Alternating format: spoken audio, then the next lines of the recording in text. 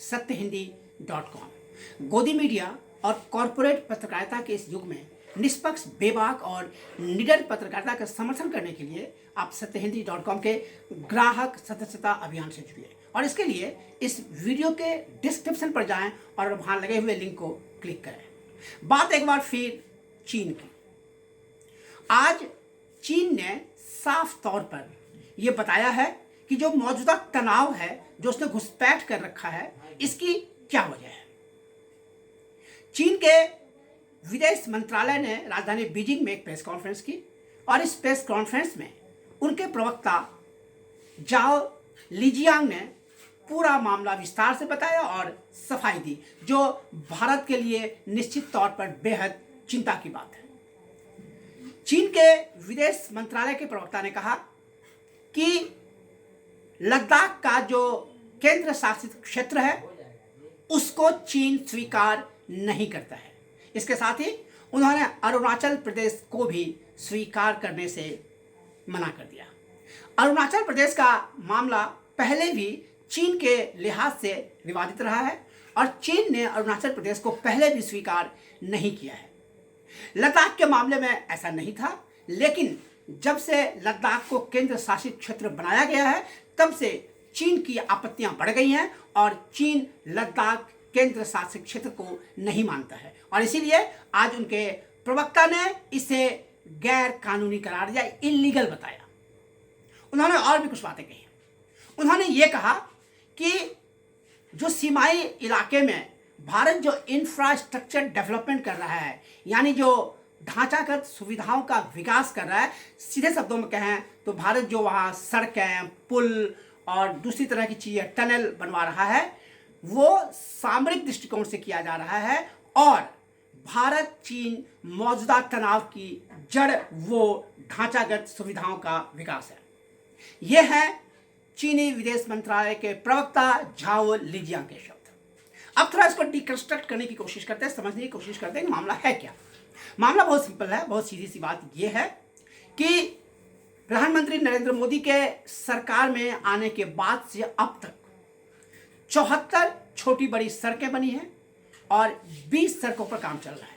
इसके अलावा 44 छोटे बड़े पुल बने हैं और अटल टनल तो बना ही है, जिस पर काफ़ी लंबे समय से काम चल रहा था। ये सारी चीज़ें बिल्कुल साफ है कि सामरिक दृष्टिकोण से की गई है। ये वो चीज़ें हैं जो लास्ट माइल कनेक्टिविटी के लिए ज़रूरी है, अर्थात इन सुविधाओं के बन जाने के बाद से भारत वहाँ अपने सैनिकों की और सेना के साजो सामान की ले जाने और ले आने में तेजी से काम कर सकता है। भारत फ्रंट लाइन तक, यानी बिल्कुल चीन की सीमा से सटे हुए इलाके तक अपनी सड़कें कुछ जगहों पर बना चुका है और वहाँ तक वो युद्ध की स्थिति में बड़े आराम से अपने सैनिकों को पहुँचा सकता है और अपने साजो सामान को पहुँचा सकता है। चीन इससे घबराया हुआ है। चीन का मानना है कि ये सारी चीज़ें इसलिए हो रही हैं कि भारत चीन को कंटेन करना चाहता है, अर्थात भारत चीन को रोकना चाहता है। लेकिन इससे भी बड़ी बात यह है, वो है चीन का डर। चीन का यह मानना है कि भारत उस इलाके में अपनी गतिविधियों को बढ़ाकर और इंफ्रास्ट्रक्चर डेवलपमेंट कर अक्साई चीन पर निशाना साधना चाहता है। इसकी वजह यह है कि 5 अगस्त 2019 को जब अनुच्छेद 370 में संशोधन किया गया और 35A को खत्म कर दिया गया और इसके साथ ही जम्मू कश्मीर की विशेष स्थिति को भी खत्म कर दिया गया, तो गृह मंत्री अमित शाह ने संसद में साफ तौर पर ऐलान किया था कि अब पाक अधिकृत कश्मीर और अक्साई चीन पर कब्जा किया जाएगा। इससे चीन परेशान है, घबराया हुआ है और चीन ने इसे काफ़ी गंभीरता से लिया है और उस बयान के बाद ही चीन ने इसका खंडन किया था, इसका विरोध जताया था और तब से ही चीन की गतिविधियां लगातार बढ़ती चली जा रही थी और 5 मई को उसके सैनिक घुस आए और उन्होंने वापस जाने से इनकार कर दिया। अब तक भारत और चीन के बीच 7 दौर की सैनिक स्तर की बातचीत हो चुकी है। 7वें दौर की बातचीत तो कुछ घंटे पहले यानी कल रात को 11 बजे खत्म हुई। तकरीबन 11 घंटे चली इस बातचीत का कोई भी नतीजा नहीं निकला। इसके अलावा विदेश मंत्रियों के स्तर की बातचीत हो चुकी है, रक्षा मंत्रियों के स्तर की बातचीत हो चुकी है, राष्ट्रीय सुरक्षा सलाहकार के स्तर की बातचीत हो चुकी है। इतना ही नहीं, चीन में मौजूद भारत के राजदूत चीनी कम्युनिस्ट पार्टी के पॉलिट ब्यूरो के सदस्य मिल चुके हैं, और जो वहां मिलिट्री कमीशन है, जो केंद्रीय सैनिक आयोग है, जो चीन की सबसे ताकतवर संस्था है, उसके उपाध्यक्ष से मिल चुके हैं। उसके अध्यक्ष चीन के राष्ट्रपति शी जिनपिंग हैं, इसलिए उपाध्यक्ष ही सारा सब काम करता है, और उपाध्यक्ष से मिलना काफी महत्वपूर्ण है। लेकिन उसके बावजूद चीन ने अपनी सेनाएं पीछे नहीं की।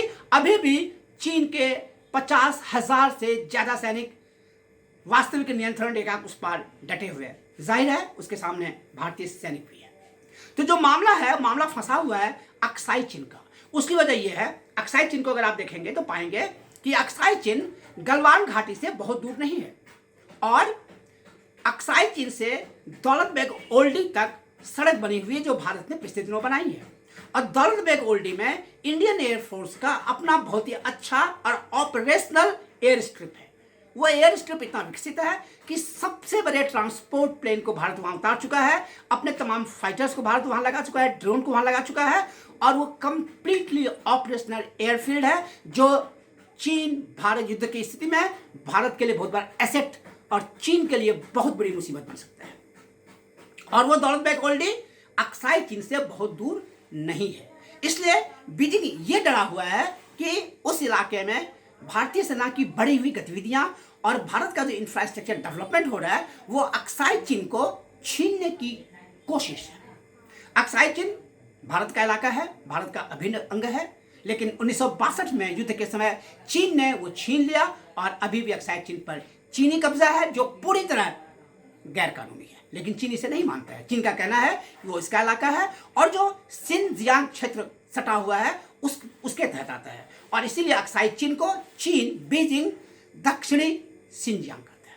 ये मामला बहुत पुराना है, 1962 नहीं, उसके पहले का मामला है। 1959 में जब चीन के प्रधानमंत्री चाओ एन लाई थे, तो चीन ने एक नक्शा जारी किया था, और उस नक्शे में उसने अक्साई चीन को अपना हिस्सा बताया था, जिसे तत्कालीन भारतीय सरकार ने सिरे से खारिज कर दिया था। यह मामला उससे भी पुराना इसलिए है कि जो दोनों देशों के बीच जो वास्तविक नियंत्रण रेखा, जिसे हम कहते हैं, जो वाकई में सीमा रेखा है, जिसे मैकमोहन लाइन कहा गया है, उसे चीन ने मानने से बहुत पहले ही इनकार कर दिया। चीन का कहना यह है कि वो मैकमोहन लाइन चीन में जिस समय सामंती ताकतें थी, उस समय वो रेखा बनी थी, और भारत में उस समय अंग्रेजों का शासन था। तो चूंकि वो औपनिवेशिक शासक था, इसलिए वो दोनों देशों के जनता की इच्छाओं का प्रतिनिधित्व नहीं करता है। इस आधार पर चीन मैकमोहन लाइन को खारिज करता है। इस आधार पर चीन अक्साई चीन का दावा करता है, और अक्साई चीन के आसपास जो भारत की गतिविधियां बढ़ी हुई हैं,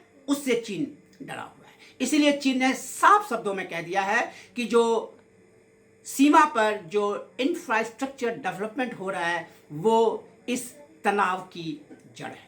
और तनाव की जड़ यह है कि चीन ने भारत में घुसपैठ की है। चीन ने भारत के गलवान, पैंगोंग त्सो और देप्सांग के बहुत बड़े इलाके पर कब्जा कर लिया। कई दौर की बातचीत के बाद उसने गलवान तो खाली कर दिया, लेकिन पैंगोंग त्सो और देप्सांग में अभी भी 50,000 से ज्यादा चीनी सैनिक मौजूद है। पीपल्स लिबरेशन आर्मी का पूरा साजो सामान तैयार है, और वो बिल्कुल युद्ध की स्थिति में है, और जाहिर है उसके ठीक सामने भारतीय सेना भी है, भारतीय सैनिक जमे हुए हैं। अब ठंड आ रही है, और इस ठंड में दोनों ही देशों की सेनाओं के लिए बहुत बड़ी चुनौती होगी। इसलिए बेहतर है कि चीन अभी भी अपनी सेना को वापस हटा ले, लेकिन शायद चीन ऐसा नहीं करेगा। और ये आज चीनी विदेश मंत्रालय के प्रवक्ता झाओ लिजियांग की बातों से बिल्कुल साफ हो गया कि चीन क्यों डरा हुआ है, और इस जो चीनी घुसपैठ थी उसकी क्या वजह है। इसका फैसला बहुत जल्दी हो जाएगा कि चीन क्या करता है। फिलहाल आप देखते रहिए सत्यहिंदी.com। आप हमारे फेसबुक पेज से जुड़े, हमारे फेसबुक पेज को लाइक करें, फॉलो करें, हमारे ट्विटर अकाउंट को फॉलो करें, और सब्सक्राइब करें हमारे यूट्यूब चैनल को। देखते रहे सत्यहिंदी.com। सत्य हिंदी के और वीडियोस को देखने के लिए हमारे यूट्यूब चैनल को सब्सक्राइब करें, और सीधे नोटिफिकेशन पाने के लिए बेल आइकन दबाएं।